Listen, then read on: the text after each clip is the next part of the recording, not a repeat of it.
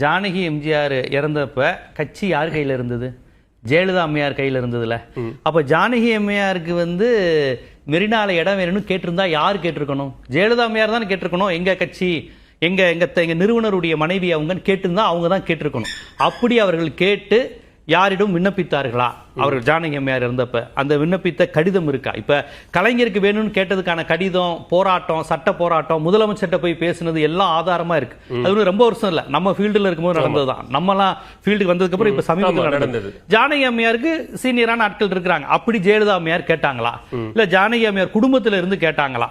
ஏதோ கேட்டாங்களா? உனக்கு கலைஞர் ராமவரம் தோட்டம் இருக்குல்ல உங்களுக்கு அப்படின்னு அலட்சியமா சொன்னதா? இதெல்லாம் எவ்வளவு ஒரு வன்மத்தை அவங்க ஜானகி அம்மையார் மீது அவங்க மறைந்துட்டாங்க.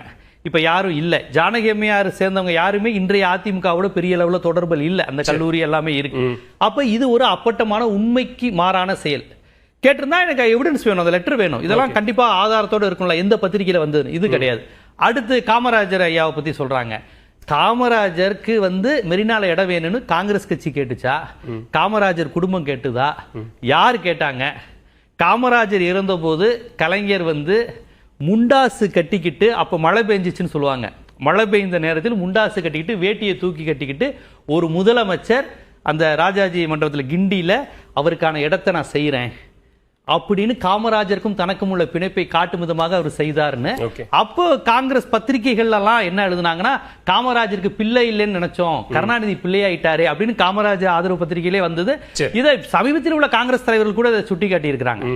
அப்ப இந்த இது எவ்வளவு ஒரு மொன்னையான வாதம், எல்லாரும் ஈஸியா மறுக்கக்கூடிய வாதத்தை போற போக்கல காமராஜரை அவர் அவமானப்படுத்திட்டாரு, எம்ஜிஆர் மனைவியை கேவலப்படுத்திட்டாரு அப்படின்னு கலைஞர் அவர்கள் சொல்லாத சொல்ல எல்லாம் சொல்லியிருக்காங்க. நான் மீண்டும் மீண்டும் சொல்றேன், கலைஞரை விமர்சனம் பண்ணுங்க, ஸ்டாலின் நீங்க திமுக விமர்சனம் பண்ணுங்க.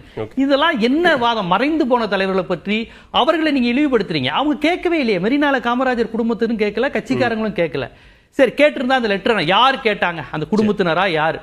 எல்லாருமே கோபனா அவர்கள் எழுதிய புத்தகம், காமராஜர் வரலாறு புத்தகம் இருக்கு, சத்தியமூர்த்தி பவன் இருக்கு, காங்கிரஸ் கமிட்டி தலைவர்கள் கேட்டா ரெக்கார்டு ஆவணம் இருக்குல்ல. எங்க அப்படி யாரும் எதாவது கேட்டு தர மறுத்து யாராவது போராடி சட்டமன்றத்துக்கு நீதிமன்றத்துக்கு போயிருக்காங்களா? இப்ப கலைஞருக்கு போன மாதிரி போயிருக்காங்களா? எதுவுமே கிடையாது. களத்துல தாக்கத்தை ஏற்படுத்துமா? ஏன்னா தொடர்ந்து ஒரு விமர்சனம், வாதம் முன்வைக்கப்பட்டா அதுக்கு ஒரு பதில் வருது. மறுபடியும் இப்ப இன்னைக்கு கடலூர்ல பேசும்போது மறுபடியும் அதுக்கு ஒரு பதில திரு எடப்பாடி பழனிசாமி வைக்கிறாரு. இது தொடருது அப்படின்னும் போது வாக்காளர்கள் மத்தியில, தொண்டர்கள் மத்தியில அது ஒரு தாக்கத்தை ஏற்படுத்துமா? இல்ல, இன்னைக்கு இருக்க இணைய யுகத்துல உண்மைகளை உடனே கூட நம்ம தெரிஞ்சுக்கலாம்.